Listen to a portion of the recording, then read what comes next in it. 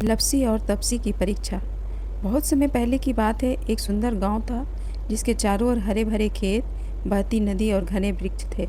उसी गांव में दो घनिष्ठ मित्र रहते थे। एक का नाम लप्सी था और दूसरे का नाम तपसी था। दोनों ही भगवान विष्णु के परम भक्त थे, लेकिन उनकी भक्ति का तरीका एक दूसरे से बिल्कुल अलग था।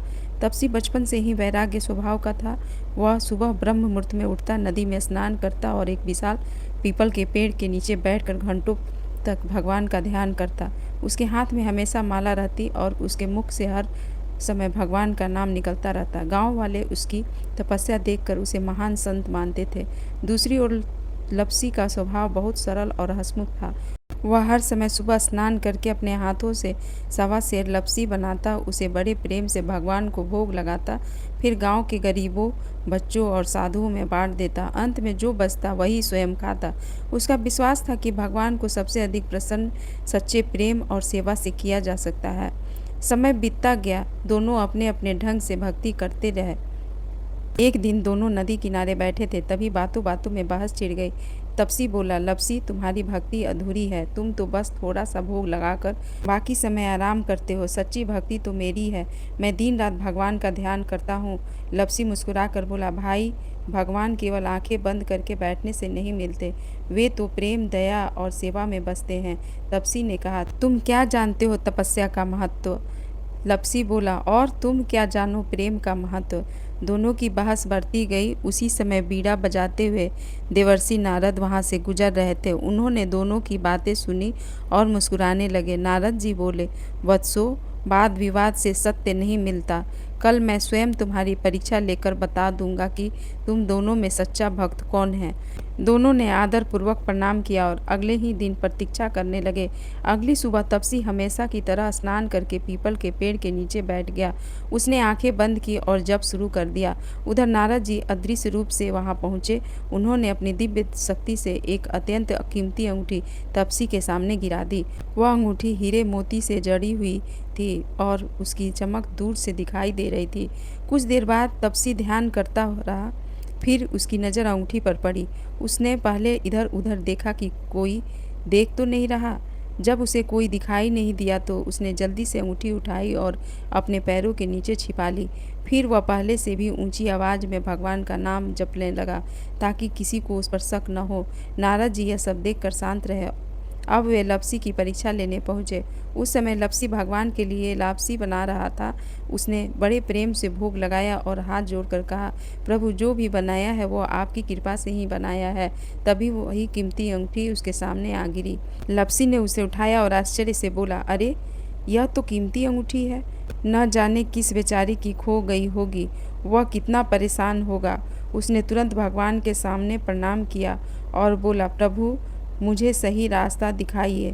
फिर वह पूरे गांव में घूमने लगा, हर घर जाकर पूछता, क्या किसी की अंगूठी खो गई है? लेकिन किसी ने भी अंगूठी अपनी नहीं बताई। शाम होने लगी, तब लप्सी गांव के सरपंच के घर पहुंचा। उसने आदरपूर्वक कहा, सरपंच जी, यह अंगूठी मुझे रास्ते में मिली है। इसका मालिक नहीं मिला। कृपया इसे अपने पास सुरक्षित रख लीजिए। जिसका भी यह धन होगा उसे लौटा दीजिएगा। सरपंच उसकी ईमानदारी देखकर बहुत प्रसन्न हुए। उन्होंने कहा, लप्सी, आज तुमने पूरे गांव का सिर गर्व से ऊंचा कर दिया।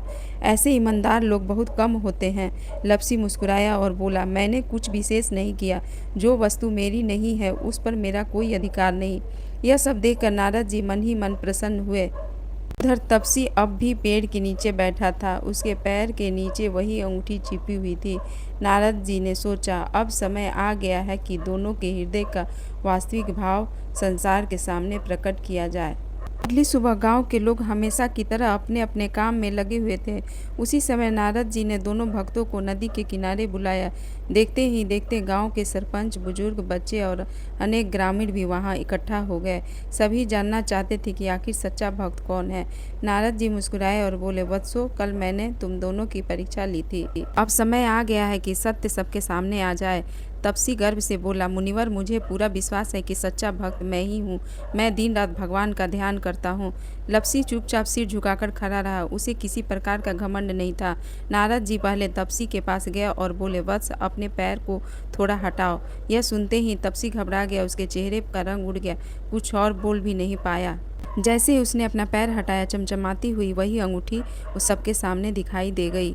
भीड़ में खड़े लोग आश्चर्य से एक दूसरे का मुंह देखने लगे। नारद जी बोले, तपसी, जब तुम्हें यह अंगूठी मिली थी तब तुमने क्या किया था? तपसी की आंखें झुक गई। उसने धीमी आवाज में कहा, मुनिवर, मुझसे भूल हो गई। नारद जी बोले, तुमने उसे छिपा लिया। फिर और भी जोर जोर से भगवान का नाम जपने लगे ताकि कोई तुम्हारी चोरी पर संदेह न करे। तपसी के पास कोई उत्तर नहीं था। अब नारद जी लपसी को आगे बुलाए। उन्होंने सरपंच से कहा, वह अंगूठी लेकर आइए तो लपसी ने कल आपके पास जमा करवाई थी। सरपंच तुरंत अंगूठी लेकर आ गए। नारद जी ने सभी ग्रामीण से पूछा, बताइए इन दोनों में सच्चा भक्त कौन है? सभी एक स्वर में बोले, लपसी। नारद जी मुस्कुराकर बोले, यही सत्य है। भक्ति केवल माला फेरने या घंटों तक आंखें बंद करके बैठने का नाम नहीं। यदि मन में लालच और अहंकार भरा हो तो बाहरी पूजा व्यर्थ हो जाती है। फिर वे लपसी की ओर देखकर बोले, तुमने बिना किसी लालच के अंगूठी उसके मालिक को लौटाने का प्रयास किया। यही सच्ची भक्ति है। तपसी की आंखों से आंसू बहने लगे। वह नारद जी के चरणों में गिर पड़ा और बोला, मुनिवर, मुझे क्षमा कर दीजिए। मेरे अंदर अहंकार आ गया था। मैं स्वयं को सबसे बड़ा भक्त समझने लगा था। नारद जी ने उसे उठाया और प्रेम से कहा, गलती करना पाप नहीं है, लेकिन गलती स्वीकार न करना सबसे बड़ा दोष है। तपसी बोला, मुझे बताइए कि मैं सच्ची भक्ति कैसे प्राप्त कर सकता हूँ। नारद जी बोले, कार्तिक मास आने वाला है। पूरे कार्तिक मास में श्रद्धा से प्रातः स्नान करना, भगवान का स्मरण करना, व्रत रखना, दीन दुखियों की सेवा करना और अपने मन से अहंकार को निकाल देना, तभी तुम्हारी भक्ति पूर्ण होगी। तपसी ने उसी क्षण प्रण किया कि अब वह केवल दिखावे की ही नहीं बल्कि सच्चे मन की भक्ति करेगा। कुछ ही दिनों बाद कार्तिक मास प्रारंभ हुआ। तपसी प्रतिदिन ब्रह्म मुहूर्त में उठता, नदी में स्नान करता, भगवान विष्णु की पूजा करता, भूखे को भोजन कराता और हर व्यक्ति के साथ प्रेम से व्यवहार करता। अब उसके मन में लालच, अहंकार पूरी तरह समाप्त हो चुका था। लपसी भी पहले की तरह प्रेम भाव से भगवान को भोग लगाता और लोगों की सेवा करता रहा। पूरा कार्तिक मास बीत गया। कार्तिक पूर्णिमा के दिन अचानक आकाश से मधुर वीणा की ध्वनि सुनाई दी। देवर्षि नारद फिर वहां प्रकट हुए। उन्होंने तपसी को देखकर कहा, वत्स, अब तुम्हारे चेहरे पर सच्ची भक्ति का तेज दिखाई दे रहा है। तुमने अपने अहंकार पर विजय पा ली है।